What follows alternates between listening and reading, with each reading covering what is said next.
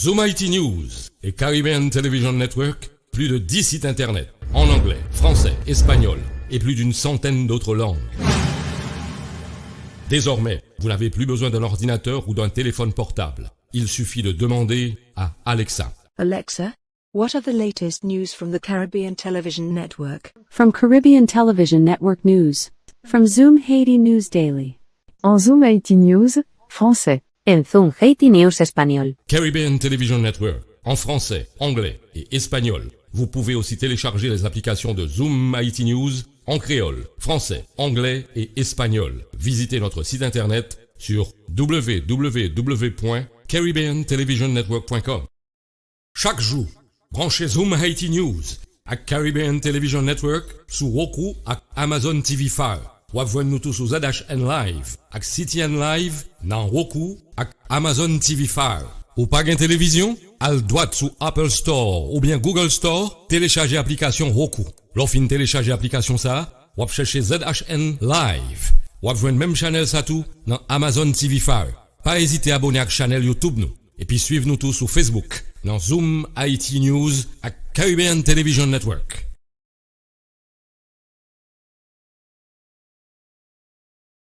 The world headlines. Wednesday was a very bad day for Donald Trump. The walls are starting to close in on Donald Trump. Consider what happened just on Wednesday. In a court filing, New York Attorney General Letitia James said that her investigation into the Trump Organization has turned up a number of misleading statements and omissions in tax disclosures and financial statements used to secure loans. As a result of those findings, James said she needs the former president, as well as Ivanka Trump and Donald Trump Jr., to testify about what they knew and when they knew it. Mr. Trump's actual knowledge of, and intention to make, the numerous misstatements and omissions made by him or on his behalf are essential components to resolving the Office of the Attorney General's investigation in an appropriate and just manner, the filing states. Likewise, Donald Trump, Jr. and Ivanka Trump worked as agents of Mr. Trump, acted on their own behalves, and supervised others in connection with the transactions at issue here. Their testimony is necessary for appropriate resolution of OAG's investigation as well.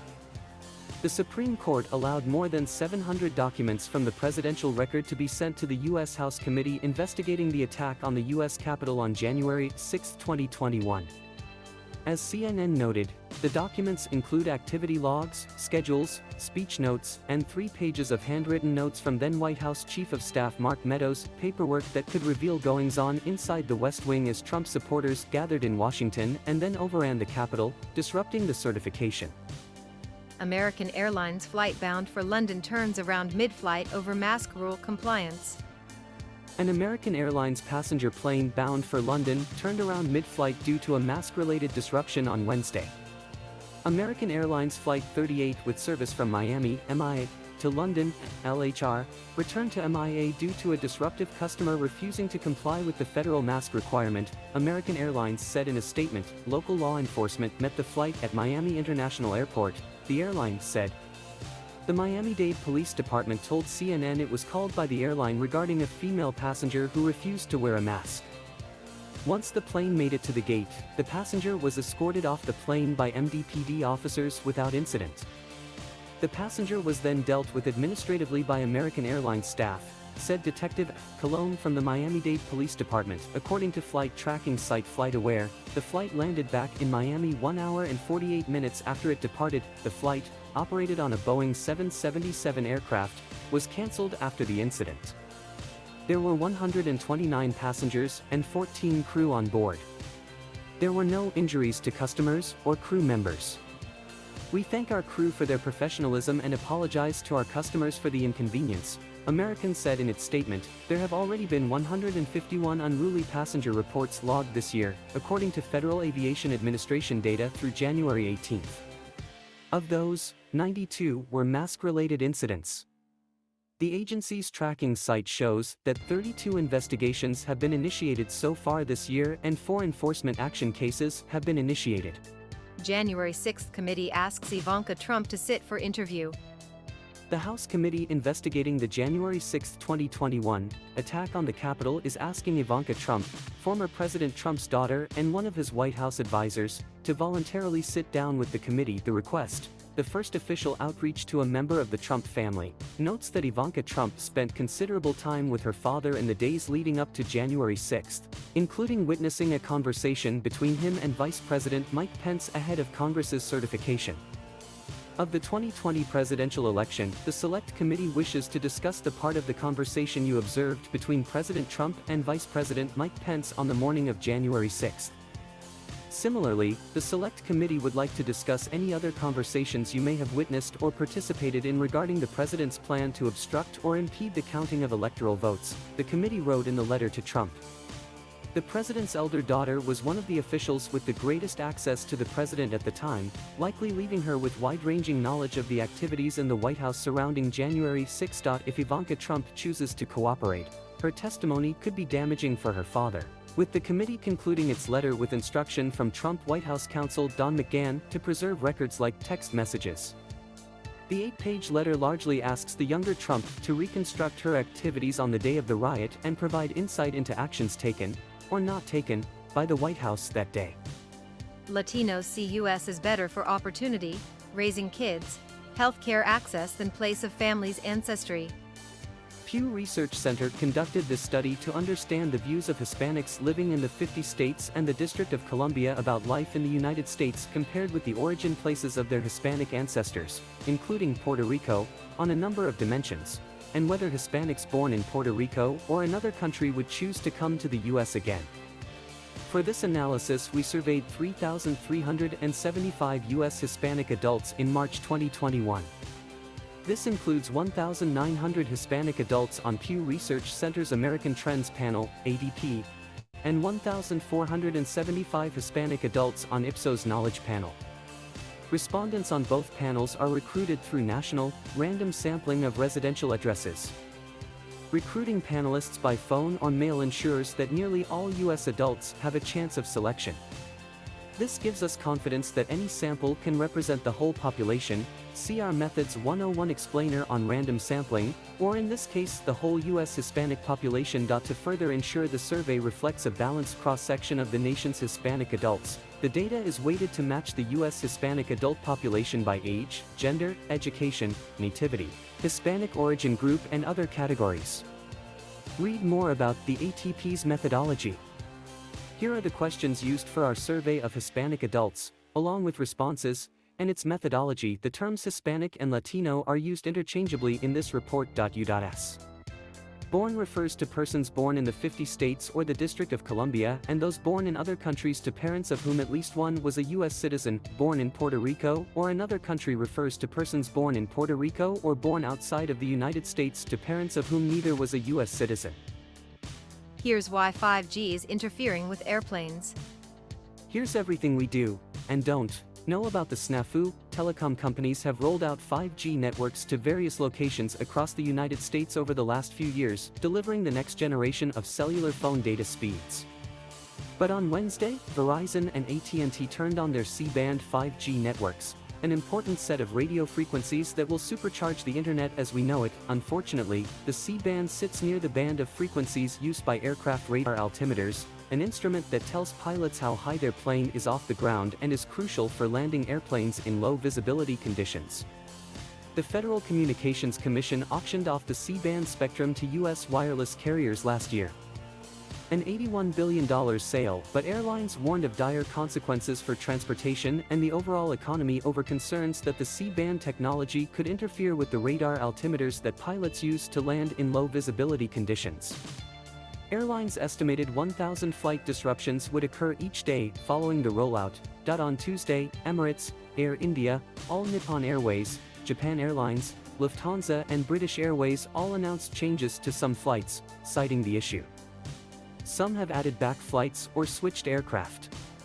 International carriers seem to be caught off guard and had to act quickly because of the length of these long-haul flights. Domestic carriers have also said they're monitoring the situation. Airlines for America, a trade association, said in a statement Wednesday that because of the agreements the White House reached with AT&T and Verizon yesterday to delay 5G deployment at major airports, thousands of flights are taking off and landing safely at airports across the country.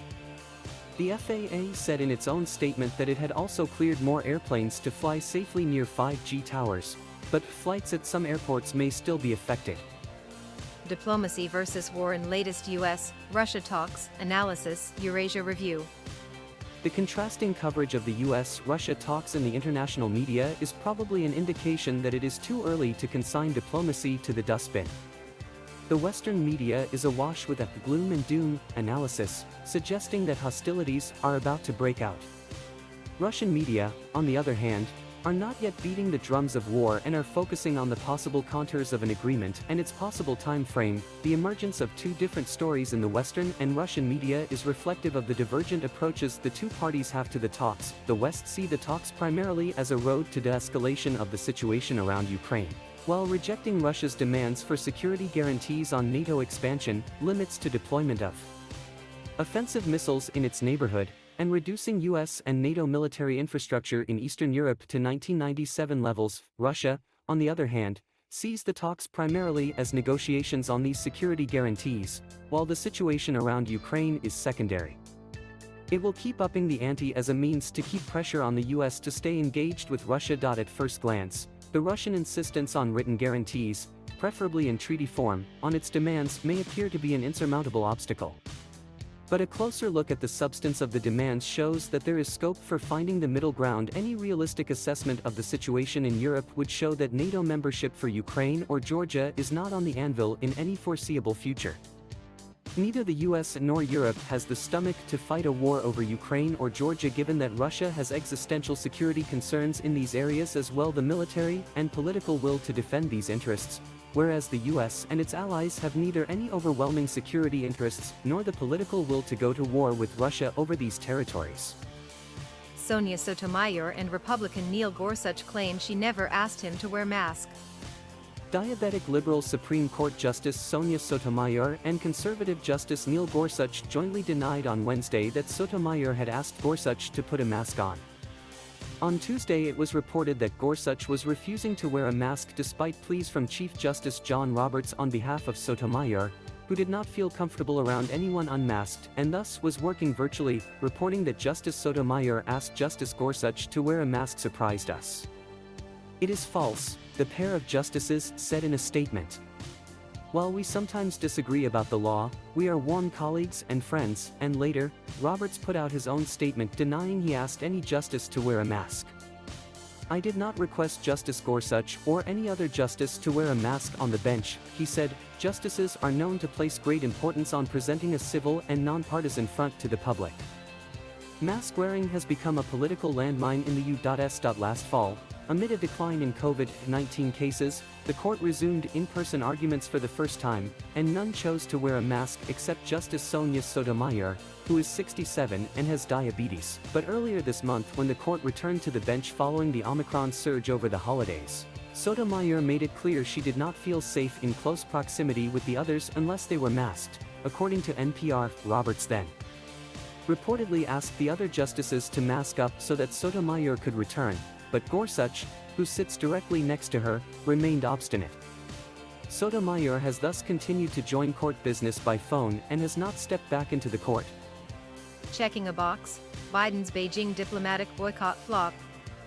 Hi China watchers. We're just 2 weeks away from the opening of the 2022 Beijing Olympic Games, so we're kicking the tires of Biden's diplomatic boycott, previewing the upcoming Lunar New Year's, literally, explosive movie openings, and paying tribute to China's newly crowned King of Quarantine. Let's get to it. Feline, the Biden administration's diplomatic boycott of the 2022 Beijing Olympics aims to thread the needle. It's intended to convey U.S. revulsion toward human rights abuses in China while still allowing U.S. athletes to compete.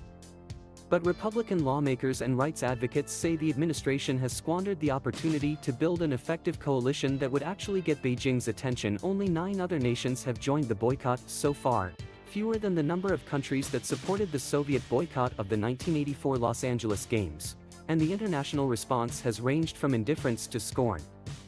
That paltry showing undermines U.S. credibility as an effective coalition builder against Authoritarian repression and rendered Washington the perceived loser of a geopolitical influence contest that Beijing is peddling as a propaganda victory. The reason the diplomatic boycott has been largely a failure is because the US wasn't leading, and, instead, the Biden administration spent a year twiddling its thumbs and had provided no top cover to the world at large, said Representative Michael McCall, our Texas, ranking member of the House Foreign Affairs Committee.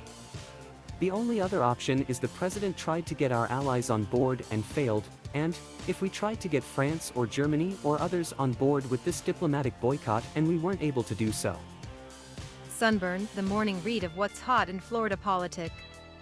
Jacksonville-based logistics juggernaut Crowley announced that it's bringing Marcus Jadot on board as Senior Vice President of Government Relations. In his new role, he will helm Crowley's legislative and regulatory advocacy efforts and boost awareness of its growing defense and civilian government services offerings among federal, state and local officials. He will be based in Washington, D.C. I am pleased to join Crowley and look forward to advancing the company's best-in-class solutions for the U.S. maritime industry and beyond, including the company's burgeoning energy, transportation and technology services, Jadot said. Jadot most recently worked as Vice President of Federal Government Relations at Raytheon Technologies, one of the largest aerospace and defense contractors in the U.S. He has also worked in the C-suite at aviation services provider AAR and NASCAR. He also served as Assistant Secretary for Industry and Analysis for the International Trade Administration at the U.S. Department of Commerce during the Barack Obama administration and the U.S. Department of Labor during the Bill Clinton administration. Jadot's Florida connections include stints as Chief of Staff to U.S. Representatives Peter Deutsch and Debbie Wasserman Schultz, as well as an economics degree earned at Florida State University. Through his extensive experience bridging the public and private sectors, Marcus will further strengthen Crowley's engagement with policymakers through leadership and outreach that builds trust, innovative policies and effective advocacy across our services for commercial and government customers, said Parker Harrison, Crowley's Senior Vice President and General Counsel. Florida politics roster is expanding next week, with the addition of Gray Rower. Lawyer Altenord Fritz shot dead at the wheel of his car on Avenue Christophe. The escalation of violence continues in the metropolitan area of Port-au-Prince. After the tense day of January 19 in the commune of Croix-de-Bouquets, which caused at least 2 deaths, several injuries, and significant material damage, armed bandits murdered a man at the wheel of his vehicle on the morning of January 20. This man was Altenord Fritz, a lawyer at the bar of Croix-de-Bouquets. Russian central bank proposes ban on cryptocurrencies, citing threat to financial stability. Russia's central bank on Thursday proposed banning cryptocurrency in the country over concerns about financial instability. The bank released a report saying that cryptocurrency should be blocked as a means of transaction for government-issued currency, and financial institutions should be prevented from using it, Reuters reported. It also proposed banning the mining of cryptocurrency in the world's 3rd largest region for such mining, citing the large amount of energy it takes to mine the currency via powerful computers. Potential financial stability risks associated with cryptocurrencies are much higher for emerging markets, including in Russia, the bank said in the report, according to Fortune. This is due to the traditionally higher propensity for saving in foreign currency and an insufficient level of financial literacy. Cryptocurrency, or decentralized digital money tracked via a ledger called blockchain, has seen an international boom in recent years, but it has worried some governments because it is privately held and volatile. Last year, China banned the use of cryptocurrency for financial institutions and companies. Russia gave cryptocurrencies legal status in 2020 but banned them from being used as payment. According to Reuters, Russia's Federal Securities Service lobbied the bank's head, Elvira Nabialina, for a blanket ban on cryptocurrencies because Russian opponents typically use the digital currency, Fortune reported. Paris attacks trial again suspended as second suspect gets COVID. The trial of the 20 men suspected of complicity in the November 2015 terror attacks in Paris has been suspended once again after a second suspect tested positive for COVID-19. Hearings are now expected to resume on January 25.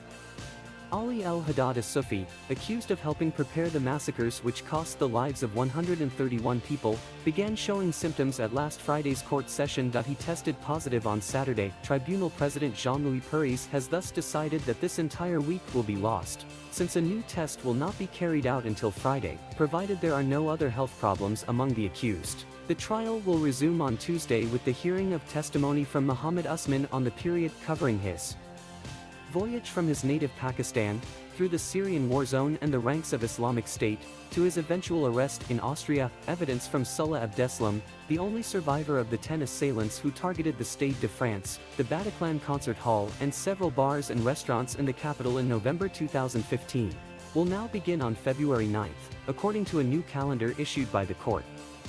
Abdeslam himself tested positive for COVID at the end of December, delaying the hearings for several days. Ou même qu'à vivre États-Unis, Canada, ak n'importe côté dans monde là, ou capable suivre Kounia toute nouvelle ak l'autre programme Zoom IT News yo sur Roku TV ak Amazon TV Fire. Zoom IT News, qui correspondant dans 10 départements géographiques pays d'Haïti, Saint-Domingue, Brésil ak Chili. Zoom IT News, depuis ces côtés haïtiens yé, nous là. En la grabación se escucha al esposo de la mujer mencionar, ya me lo había. Noticias del mundo. Se sube a una combi con su amante y encuentra a su marido, lo que había detrás. En redes sociales comenzó a circular un video en el que se puede ver el momento en el que un hombre descubre la presunta infidelidad de su esposa, pues viajaba en una combi con quien es su amante. El video fue compartido en TikTok por la usuaria @Brit121001, aunque también fue publicado por otras cuentas. En la grabación se escucha al esposo de la mujer mencionar, ya me lo habían dicho. No lo quería creer, ¿por qué me engañas? El amante luego le menciona, ya se decidió por mí, ya que estás chillando, pero el marido revira, tú cállate, y le dice a la mujer, porque ni siquiera andas con un hombre libre, este cabi por ciento es casado. Tu esposa me lo dijo. La discusión continuó y en un momento el esposo le dice a la infiel que regrese con él pues la perdonaría, a lo que ella menciona, eso me dices ahora, pero después me vas a reclamar. En redes sociales comenzó a circular un video en el que se puede ver el momento en el que un hombre descubre la presunta infidelidad de su esposa, pues viajaba en una combi con quien es su amante. El video fue compartido en TikTok por la usuaria @Brit121001, aunque también fue publicado por otras cuentas. En la grabación se escucha al esposo de la mujer mencionar, ya me lo habían dicho. No lo quería creer, ¿por qué me engañas? El amante luego le menciona, ya se decidió por mí, ya que estás chillando, pero el marido revira, tú cállate, y le dice a la mujer, porque ni siquiera andas con un hombre libre, este cabi por ciento es casado. Tu esposa me lo dijo. La discusión continuó y en un momento el esposo le dice a la infiel que regrese con él pues la perdonaría, a lo que ella menciona, eso me dices ahora, pero después me vas a reclamar. Este contenido no está disponible debido a tus preferencias de privacidad, actualiza tu configuración aquí para verlo. La intensidad de la pelea aumentó cuando el amante le dice a la mujer, te vas conmigo, a lo que ella señala, ya no, ya estoy dudando porque me habías dicho que habías dejado a tu esposa, que ya no tenías. Casi al final de la grabación los dos hombres le preguntan a la mujer por quién de los dos se decidirá, a lo que ella menciona, ya tengo duda, ya no sé qué voy a hacer, estoy dudando. Ya no sé con quién me voy a quedar, ya no sé. La grabación termina porque quien está grabando tiene que bajarse de la unidad de transporte público, por lo que antes de bajarse le pregunta a la infiel, señora, ¿con quién se va a quedar? Pero su acompañante lo jalonea y lo baja del vehículo. Muchos pensaron que la grabación era real, sin embargo, se trató de un video de humor realizado por los comediantes de Tabasco llamados Choconico, el Juancho y su hijo, que suelen realizar este tipo de sketches que hace que las personas crean que son reales. Otro de los videos que ellos realizaron y que se hizo viral, es uno en el que se puede ver a una familia partiendo una rosca de reyes en la que, en lugar del muñeco, a un hombre le sale una prueba de embarazo positiva de su pareja, pero en lugar de emocionarse, pone un rostro de incomodidad. EU y Rusia mantienen debate sobre el tenso momento que se vive en Ucrania. Kiev. Estados Unidos pidió una solución diplomática con Rusia para resolver las tensiones en Ucrania, aunque, al menos en público, las dos grandes potencias permanecen en las antípodas. Los jefes de la diplomacia de ambos países, el secretario de Estado Antony Blinken y el ministro de Exteriores Sergei Lavrov, se reunirán el viernes en Ginebra mientras decenas de miles de soldados rusos siguen apostados en la frontera con Ucrania. Blinken animó a Moscú a escoger el camino pacífico con Ucrania en una visita en Kiev el miércoles, en la previa de su viaje a Suiza en el que explorarán salidas diplomáticas con Rusia, según un alto cargo estadounidense. Sin embargo, desde Rusia, que asegura sentirse amenazada por la expansión de la OTAN hacia sus fronteras, el Kremlin presentó unas inusualmente detalladas propuestas sobre seguridad a las que Blinken ya ha dicho que no responderá formalmente la administración del presidente. Joe Biden se ha mostrado dispuesta a avanzar en las conversaciones con Rusia en aspectos como el control armamentístico o una mayor transparencia en sus ejercicios militares. En conversaciones en Ginebra la semana pasada, la adjunta de Blinken, Wendy Sherman, propuso un regreso al Tratado de Fuerzas Nucleares de Rango Intermedio, INF, un acuerdo de la Guerra Fría que limitaba los misiles en Europa. El antiguo presidente Donald Trump se había retirado del tratado acusando a Moscú de violarlo. Blinken afirmó en Kiev que había áreas en las que claramente, si hay voluntad, se pueden hacer progresos en una base de reciprocidad para mejorar la seguridad de todos. El viceministro ruso de Relaciones Exteriores, Sergei Ryabkov, que se reunió con su homóloga estadounidense en Ginebra, se mostró satisfecho de que Washington discutiera sobre ese tratado, aunque lamentó que la conversación estuviera vinculada a Ucrania. Pogba tendría decidida su salida del United hacia Real Madrid. Paul Pogba continúa con sus idas y vueltas en Manchester United, sin asegurar su permanencia en el club como sucede desde hace varias temporadas, y ahora toma fuerza la posibilidad de una salida hacia Real Madrid. El medio inglés Daily Star manifestó que el mediocampista galo, que llegó a Old Trafford en 2016, habría manifestado su intención a los dirigentes de no renovar el vínculo que finaliza el próximo 30 de junio porque tiene decidido su próximo club. El Madrid es una recurrente opción para Pogba, sobre todo durante la gestión de su compatriota Zinedine Zidane, que lo contaba para reforzar el mediocampo del equipo, aunque las negociaciones nunca avanzaron con profundidad. Actualmente el francés, campeón del mundo en Rusia 2018, no sería la principal prioridad del mercado de pases en el Bernabéu, y todos los millones apuntan a Kylian Mbappé para buscar su salida de PSG. Por lo tanto, un regreso a Juventus o el traspaso a Chelsea aparecen como otros posibles destinos para Pogba. Presentador de TV en México se vuelve héroe en Estados Unidos por discurso contra antivacunas. El 11 de enero Leonardo Schwebel, conductor de noticias del programa Pulso, que se transmite en Telediario Guadalajara, estalló en contra de quienes no usan correctamente el cubrebocas y de los antivacunas.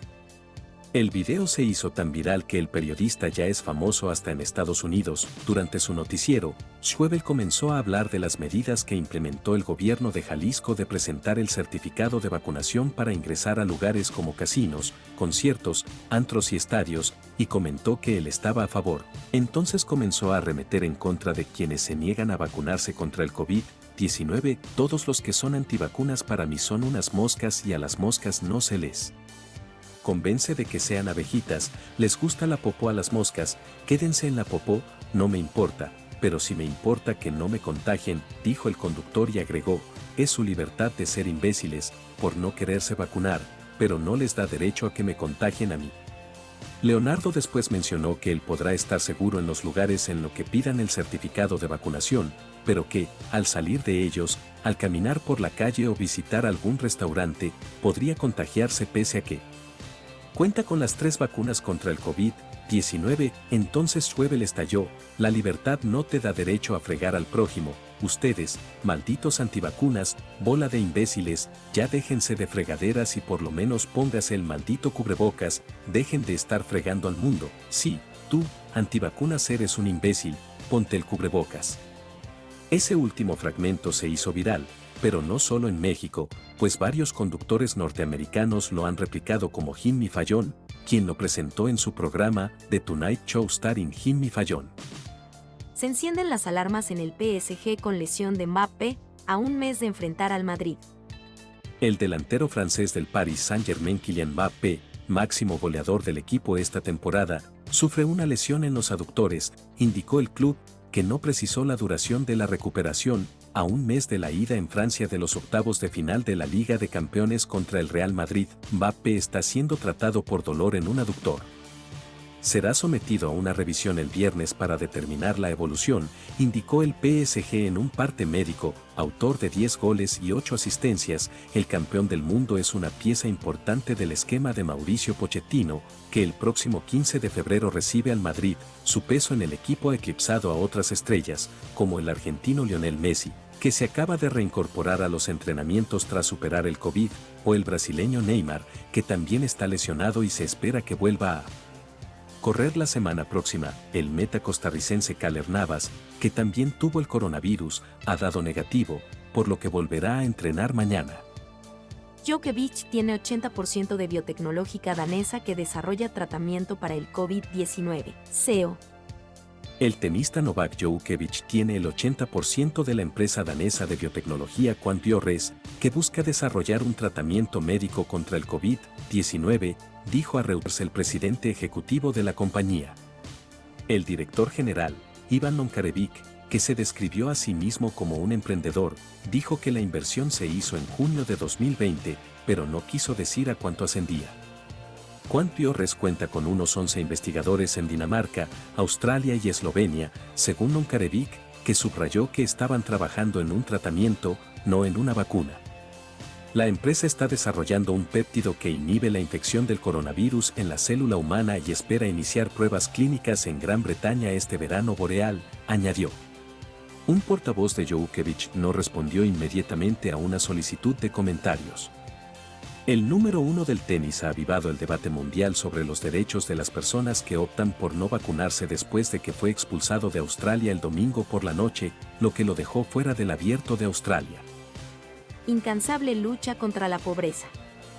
Las organizaciones comunitarias Spirit Community Development Corp y Spirit Mission INC realizaron su sexto almuerzo anual, MLK Luncheon Call to Action, en el que ofrecieron un reconocimiento al activista y filántropo Tommy Espinosa y a su organismo financiero Raza Development Fund, RDF, por sus esfuerzos a favor de las comunidades más necesitadas en todo el país y que recientemente trasladó su sede al sur de Phoenix, donde se localizan varias de esas comunidades, en el evento realizado el 14 de enero en la escuela NFL Jet College Prep Academy, también reconocieron a Marytown, una entidad sin fines de lucro que promueve el desarrollo comunitario para el sur de esta capital, enfocándose en el crecimiento espiritual de los residentes de dicha zona, como invitado especial en dicho almuerzo, que desde hace 6 años realizan para honrar Martin Luther King Jr. y su legado. Tuvieron al padre Andrew M. Nair, capellán de la Oficina de Ministerios Afroamericanos de la Diócesis de Phoenix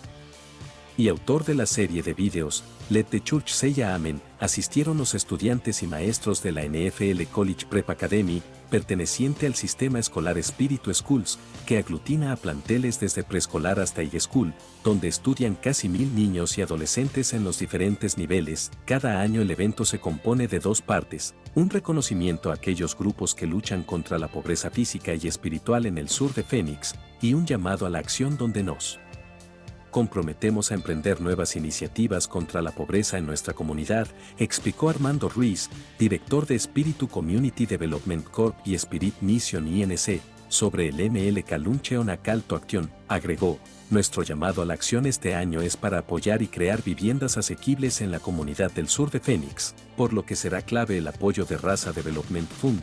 Por su parte, en entrevista con Prensa Arizona luego de recibir la distinción, Tommy Espinosa, quien es uno de los líderes latinos más respetados en Arizona y todo el país, dijo sentirse honrado y lo motiva a intensificar su labor por los más necesitados. Explicó que RDF, que él fundó y dirige, decidió mover sus oficinas al sur de Phoenix, calle 4 y Southern, para estar más cerca de las comunidades a las que sirven. Anteriormente estaban en el centro de la ciudad, en un edificio que alberga a importantes compañías. Indicó que su mensaje en el evento fue sobre la necesidad de estar preparados para los cambios que han tenido Phoenix y otras ciudades de la región en todos los aspectos durante los últimos años.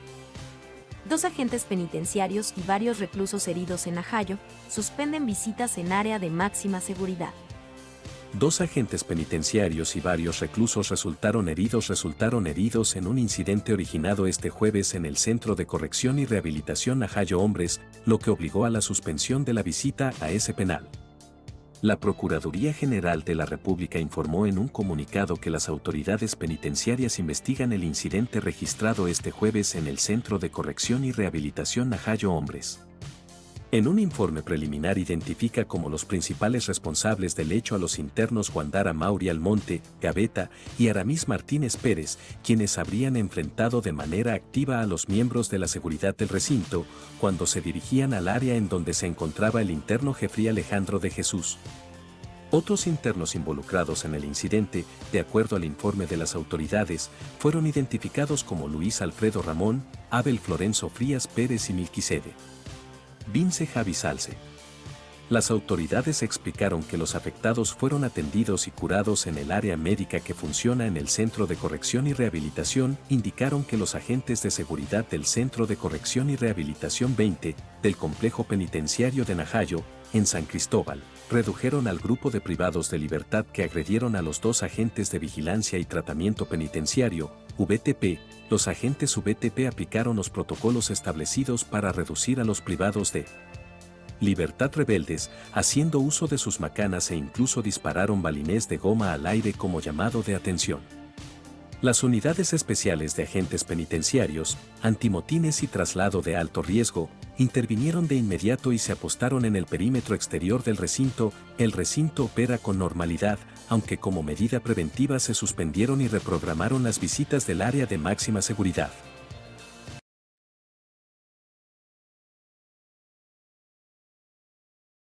Alexa, what are the latest news from the Caribbean Television Network? From Caribbean Television Network News.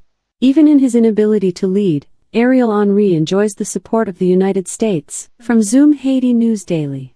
The Assistant Secretary of State for International Narcotics and Law Enforcement Affairs, Todd D. Robinson, reiterated the United States' support for the Haitian government in the fight against insecurity. Zoom Haiti News, français. L'ex-ministre de l'Agriculture, des Ressources naturelles et du Développement rural, David Nicolas, est mort. En Zoom Haiti News Español, el gobierno de Biden agradece la colaboración de las autoridades haitianas en la gestión del expediente de migrantes irregulares devueltos al país.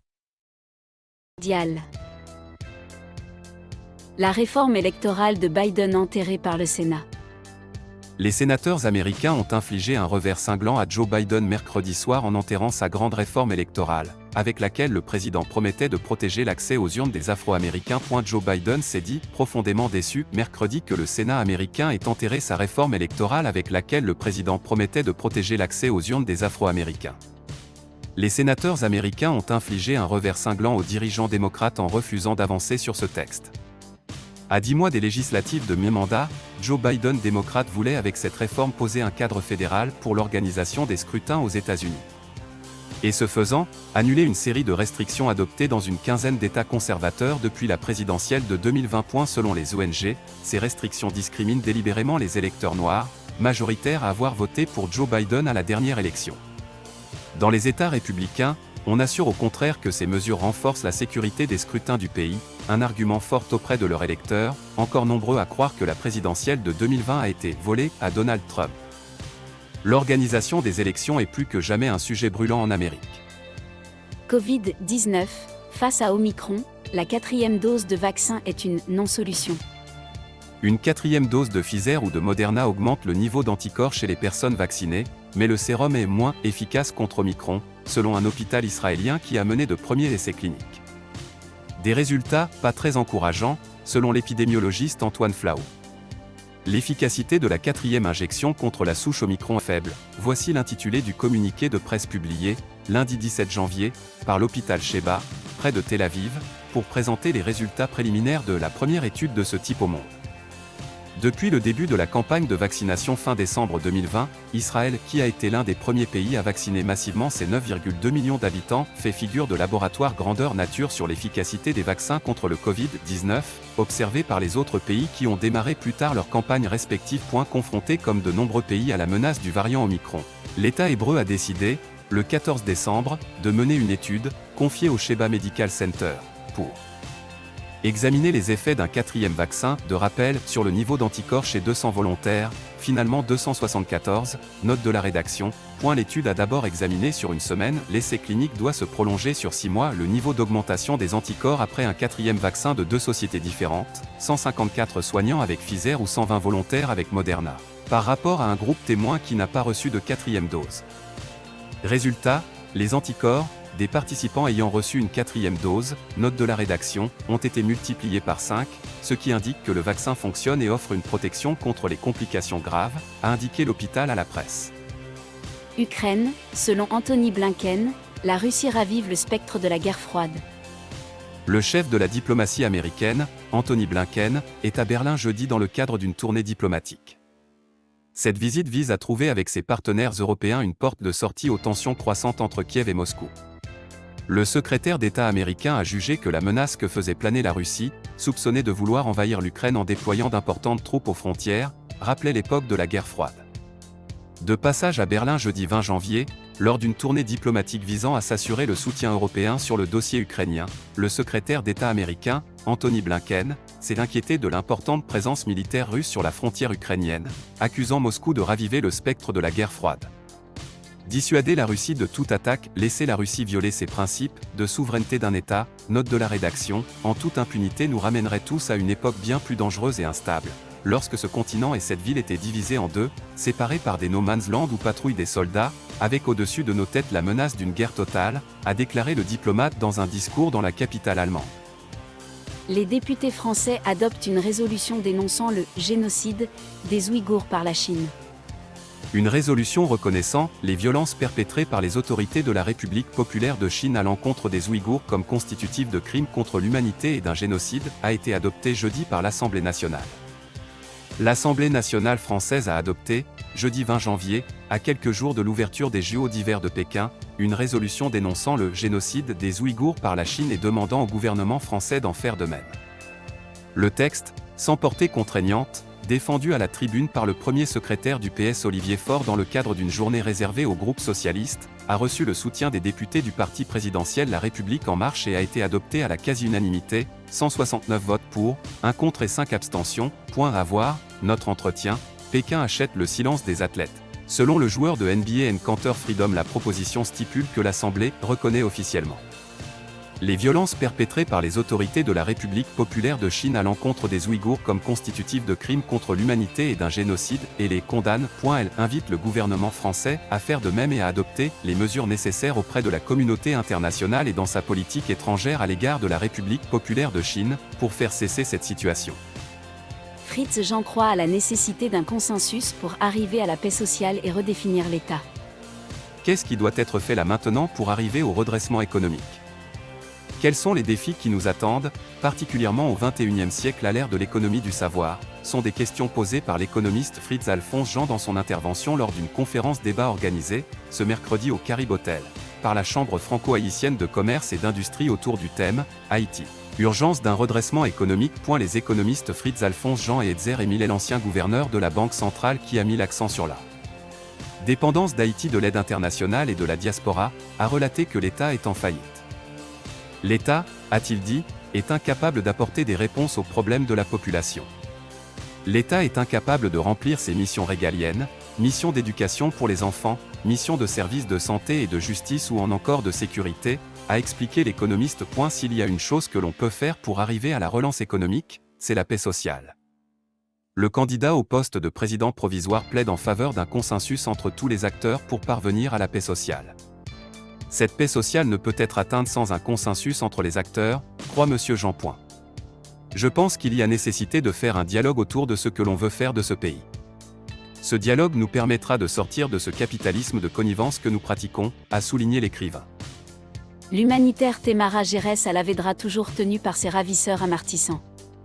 La docteure d'origine cubaine Temara Gérès Alavedra, enlevée le 13 janvier au quartier Martissan, est toujours entre les mains des caïds, en dépit du versement d'un montant de $10 000 américains, a confié l'un de ses collègues au journal Miami Herald. L'humanitaire se trouvait dans un autobus public en direction de la capitale, quand elle a été enlevée et séquestrée par les malfrats qui réclamaient $1 million américains en échange de sa libération. La généraliste qui réside à Grand Goâve, offre ses services au centre hospitalier Notre-Dame, à Petit Goâve, toujours dans la région des Palmes, dans le département de l'Ouest. Le 19 janvier, des résidents ont bloqué la circulation automobile sur la route nationale numéro 2 à hauteur de Petit Goâve pour condamner le rapt du médecin cubain et exiger sa libération. Assassinat de Jovenel Moïse, Rodolphe Jahar, Dodoff, devra comparaître le 20 janvier devant un tribunal fédéral de Miami.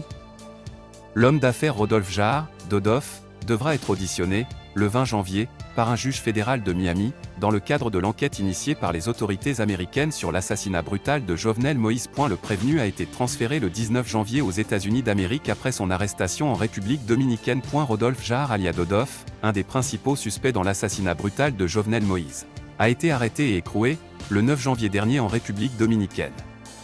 Quelques jours après l'inculpation de Mario Palacio par la justice américaine dans le cadre du crime de Pèlerin 5, le 7 juillet 2021. Par la suite, un autre suspect dans l'assassinat du président haïtien. L'ancien sénateur John Joel Joseph aura été appréhendé à la Jamaïque en compagnie de sa femme et ses 2 enfants. Ils étaient notamment recherchés par la police nationale qui avait retenu contre plusieurs chefs d'accusation dont assassinat, tentative d'assassinat et vol à main armée. Le Canada a convoqué une conférence internationale par visioconférence sur la situation haïtienne. À l'initiative du Canada, une rencontre internationale de haut niveau sera organisée, le 21 janvier, par visioconférence sur la situation haïtienne. C'est le service de communication du ministère canadien des Affaires étrangères qui en a fait l'annonce rapportée par le quotidien haïtien Le Nouvelliste. Les premiers ministres haïtiens et canadiens respectivement Ariel Henry et Justin Trudeau assureront l'ouverture de la conférence à laquelle prendra part le gouvernement américain, a confirmé le département d'État. Nous sommes aux côtés du peuple haïtien qui s'efforce de tracer une voie démocratiquement et économiquement plus sûre, a indiqué dans un tweet l'ambassadeur Brian Nichols. Robinho condamné à 9 ans de prison en Italie pour viol. Mauvaise nouvelle pour le footballeur brésilien Robinho. L'ancienne star du Real Madrid, de l'AC Milan et de la Seleção, a été condamné à 9 ans de prison par la justice italienne, après avoir été reconnu coupable de viol. Il a en effet été accusé d'avoir participé à un viol collectif en 2013, contre une jeune femme de 22 ans à la sortie d'une boîte de nuit. Robinho, âgé aujourd'hui de 37 ans, ne peut désormais plus faire appel et devra purger sa peine. Cependant, le Brésil n'extrade pas ses ressortissants sauf s'il est naturalisé. L'Italie peut réclamer que le joueur, actuellement sans club, purge sa peine dans son pays, écrit le prestigieux journal français L'Équipe.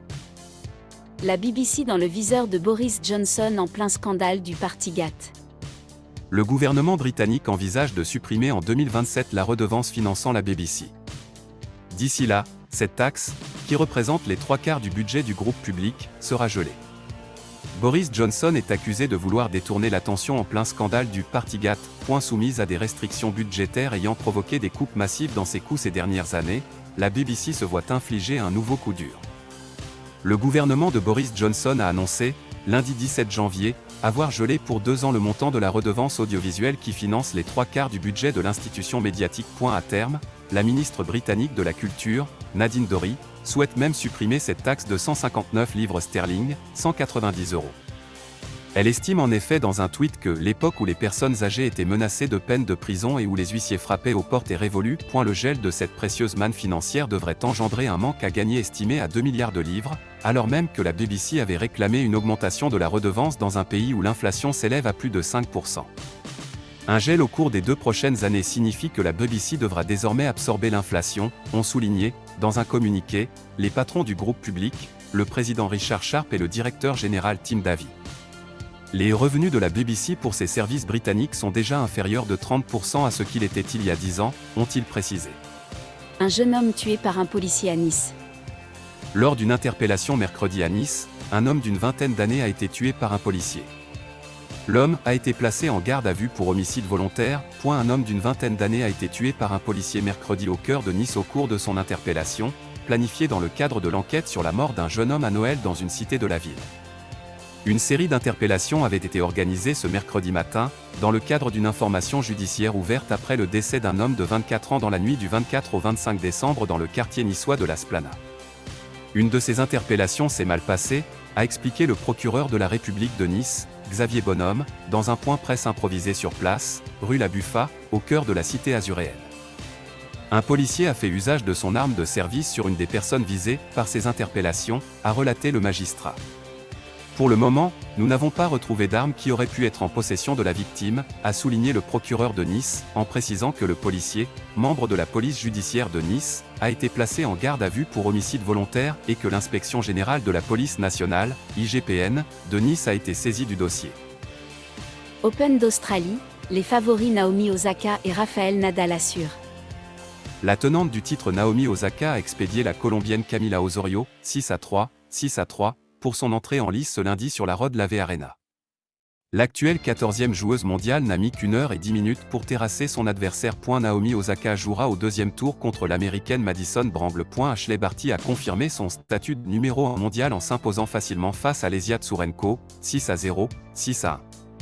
Au tour suivant, Barty affrontera une autre qualifiée, l'Italienne Lucia Bronzetti. Chez les hommes, Rafael Nadal s'est imposé en 3-7 au premier tour de l'Open d'Australie face à Marco Giron, 6-1, 6-4, 6-2, lundi à Melbourne. L'Espagnol vise un 21e titre record en Grand Chelem. Ça passe pour Alexander Zverev, tombeur de l'Allemand Daniel Altmaier, 7-6, 6-1, 7-6, pas de Novak Djokovic. Le Serbe ayant été définitivement privé de visa et d'Open d'Australie. Il a été remplacé par l'Italien Salvatore Caruso, 150e mondial, lucky loser, qui n'aura pas fait long feu, battu par le Serbe Miomir Kekmanovic au premier tour. Novak Djokovic a été interdit d'entrer sur le territoire australien pendant 3 ans. Il s'est dit extrêmement déçu. Le président serbe dénonce pour sa part une chasse aux sorcières. CAN 2022, la Côte d'Ivoire piétine l'Algérie, les champions en titre éliminés. Dans un match où rien n'est allé dans le sens des Algériens, la Côte d'Ivoire l'a largement emporté jeudi face à l'Algérie, 3-1. Le champion d'Afrique en titre sort donc de la CAN 2022 dès le premier tour. Dans l'autre match, la Guinée équatoriale a pris le meilleur sur la Sierra Leone, 1-0, et se qualifie pour les 8 points. Soirée catastrophique sur tous les plans pour l'Algérie. L'équipe de Belmadi et Marez a été dominée, jeudi 20 janvier, par une Côte d'Ivoire appliquée et soucieuse d'éliminer un concurrent au titre, 3-1.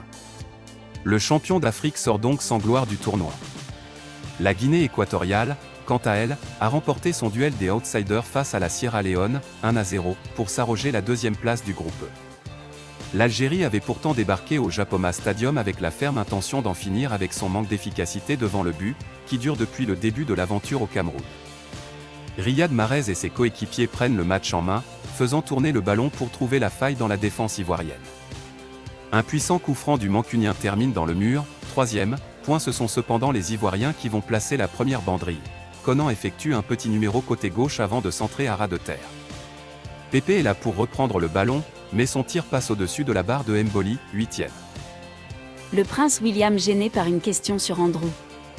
Alors qu'il assurait mercredi un déplacement à Londres, le prince William a été questionné sur son oncle, le prince Andrew. Séquence gênante. Mercredi 19 janvier 2022, le prince William assurait un engagement officiel aux côtés de son épouse Kate Middleton. Le couple princier était en visite au Foundling Museum, à Londres.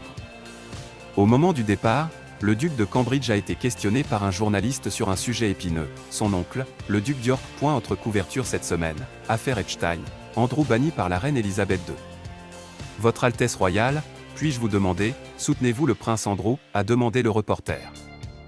Désolé, je ne vous entends pas, a répondu William qui s'est ensuite empressé de se rapprocher de son interlocuteur. Soutenez-vous le prince Andrew ? Lui avez-vous parlé récemment, a-t-il répété. Le duc a alors esquissé un sourire gêné, éludant la question en portant son attention sur les personnes présentes autour de lui. Il a ensuite laissé passer son épouse Kate, sortant de la pièce à son côté. Angela Merkel décline une offre d'emploi à l'ONU. L'ex-chancelière allemande a décliné une offre d'emploi du secrétaire général de l'ONU Antonio Guterres. L'ancienne chancelière allemande Angela Merkel, qui a quitté ses fonctions début décembre, a décliné une offre d'emploi du secrétaire général de l'ONU Antonio Guterres, a indiqué mercredi son bureau. Angela Merkel a téléphoné à ce sujet la semaine dernière au secrétaire général de l'ONU, l'a remercié et lui a fait savoir qu'elle n'accepterait pas l'offre, a souligné son bureau interrogé par l'AFP, confirmant des informations de presse. Ses services n'ont pas précisé quelle était la nature exacte de la proposition des Nations Unies. Mais selon des sources au sein de l'organisation, il s'agissait de prendre la tête d'un conseil composé de différentes personnalités, pour traiter de l'agenda commun à l'ONU proposé fin 2021 par Antonio Guterres, conçu pour renforcer et accélérer les accords multilatéraux. Ce poste essentiellement honorifique n'aurait pas été basé à New York. Pape François, Les gouvernements devraient agir vite contre la pédopornographie. Paris Match. D'abord, très Saint-Père, comment allez-vous depuis votre opération de l'été dernier, Pape François? Je vais bien. Je mène une vie normale et peux travailler au même rythme qu'avant. Quelle est votre réaction après l'audit du récent rapport Sauvé? J'ai parlé des résultats de l'enquête lancée par l'épiscopat français sur les abus, dès le lendemain de sa publication. C'était lors de la partie française de l'audience générale du mercredi. Le mot-clé est honte, qui se rapporte d'abord à la parole du prophète, « À toi, Seigneur, la gloire, à moi la honte ». Autre question de taille, et elle est grave, à propos des abus, bien qu'elle ne soit pas du ressort de l'Église, la production de la pédopornographie. Je crois que les gouvernements devraient agir contre cette délinquance le plus vite possible. Les groupes responsables se comportent comme des mafias qui se dissimulent et se défendent. Leurs victimes sont des enfants et des mineurs utilisés pour être filmés, tant de gens, tant de jeunes, parfois même des mineurs, regardent ces choses-là. Ou même qu'à vivre États-Unis, Canada, ak n'importe côté dans le monde là, ou capable suivre Kounia toute nouvelle ak l'autre programme Zoom Haiti News yo sur Roku TV ak Amazon TV Fire. Zoom Haiti News, qui correspondant dans 10 départements géographiques pays d'Haïti, Saint-Domingue, Brésil ak Chili. Zoom Haiti News, depuis ses côtés haïtiens nous là. Alexa, what are the latest news from the Caribbean Television Network? From Caribbean Television Network News. Even in his inability to lead, Ariel Henry enjoys the support of the United States. From Zoom Haiti News Daily. The Assistant Secretary